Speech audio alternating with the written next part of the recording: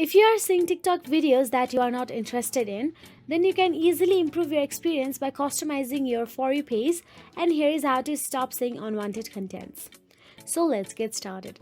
Firstly, let's go to the For You page and scroll down, and when you come across a video you don't like, you can tell TikTok not to show similar content.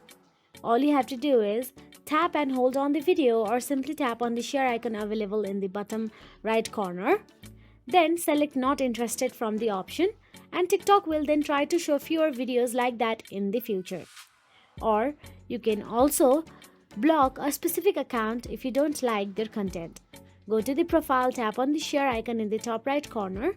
Then there you will get to see block option available. Simply tap on the block and confirm the block by tapping on the block option again.